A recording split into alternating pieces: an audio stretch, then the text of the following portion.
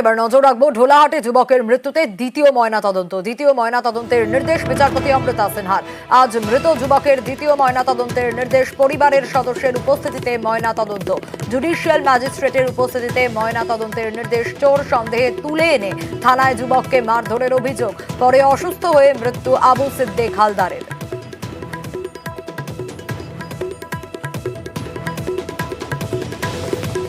আদালত নির্দেশ দিয়েছে যে আগামীকাল আবার এক্সিবিশন করে পোস্টমর্টম করতে হবে এবং পোস্টমর্টম করতে হবে ন্যাশনাল হিউম্যান রাইটস কমিশনের গাইডলাইন মেনে। কাস্টাডিতে মার খেয়েছে, তার ফলে মারা গেছে, এই ঘটনাটা এখনো পর্যন্ত আনডিসপিউটেড। 8 তারিখে অফিসার ইনচার্জ ঢোলা পুলিশ স্টেশন তিনি এসেছিলেন এই নার্সিংহোমে এবং সেখানে এসে রীতিমতো অফার করেছেন যে কীভাবে বিষয়টাকে সেটেল করা যায়। তারা নিজেদের অপরাধ বুঝতে পেরেছেন, সেই অপরাধকে ঢাকা দেওয়ার একটা চেষ্টা করেছেন। লয়ার বলল যে আরেকবার ময়নাতদন্ত হবে, হ্যাঁ, লাশ ফের তোলা হবে, আরেকবার রিপোর্ট করা হবে, ঠিক আছে। আমাদের চির বিশ্বাস যে কোর্টের জজের ওপরে আমাদের পুরো বিশ্বাস, উনি আশা করি আমাদের সঠিক তথ্যটা বার করে দেবে।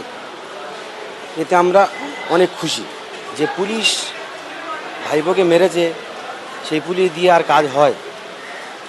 আমরা চাই পাল্টে যাক, এটা অন্য পুলিশ অফিসারের হাত থেকে হোক, এটা সঠিক বিচারটা আমরা পেতে চাই।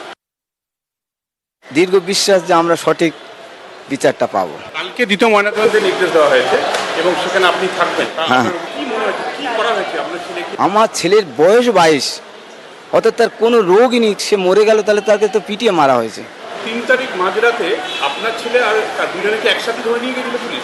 হ্যাঁ, 3 তারিখে। হ্যাঁ, বর্দারও আমাদের 50,000 টাকা নিয়ে গিয়েছিল, যে বলছে এইটা তোমরা খরচ করো, দরকার পড়লে কিডনি যদি খারাপ হয় আমরা কিডনি দিয়ে দেবো। ওই টাকাটা আমাদের হাতে দেয়নি, আমাদের হাতে দেয়নি, ও আমাদের গ্রামের গ্রামের পার্টির একটা ছেলের হাতে দিয়েছে।